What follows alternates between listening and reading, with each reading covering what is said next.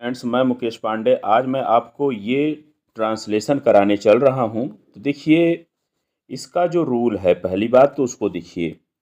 आप इसको बनाइएगा सब्जेक्ट प्लस हैज या हैव, ठीक, प्लस टू प्लस वर्ब की फर्स्ट फॉर्म लगाइएगा, ठीक।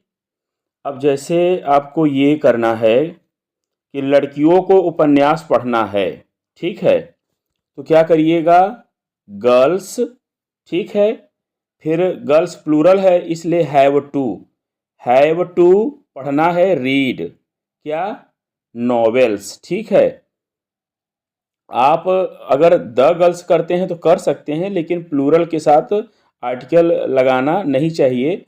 अगर विशेष हो तो लगा भी सकते हैं, ऐसा नहीं है। तो girls have to read novels, ठीक है, लड़कियों को उपन्यास पढ़ना है, ये होगा ट्रांसलेशन। पुलिस को चोर पकड़ना है, तो पुलिस को मतलब पुलिस प्लूरल होता है, the police have to catch the thief.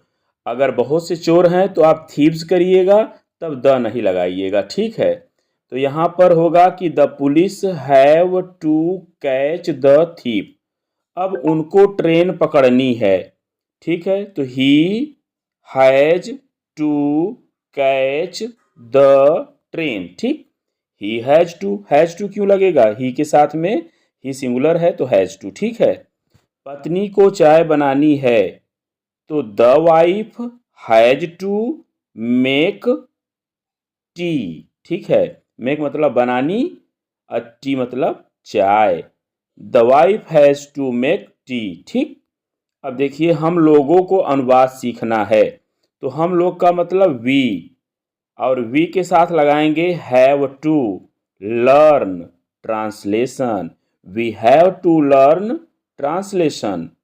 अब मुझसे बैठा नहीं जाता, देखिए इसका जो रूल है वो आप ये लिखिएगा, क्या लिखेंगे कि देखिए सब्जेक्ट, फिर इज एम आर, ठीक, plus able plus two plus verb की फर्स्ट फॉर्म, ठीक है।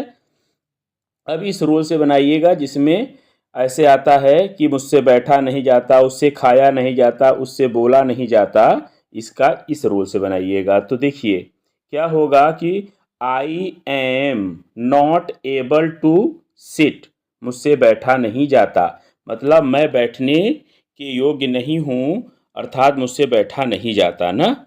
उससे खाया नहीं जाता, तो he is not able to eat, ठीक है।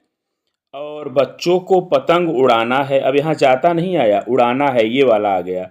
तो children have to fly kites, ठीक है, children have to fly kites, ठीक।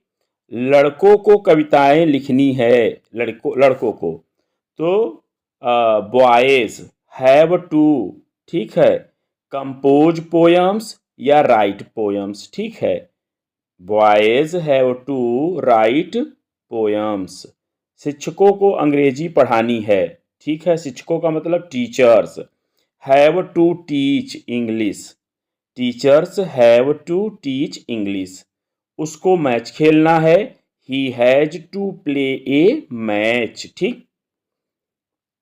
मुझको कार्य समाप्त करना है, तो मुझको मतलब I have to finish the work, ठीक है, I have to finish the work. अब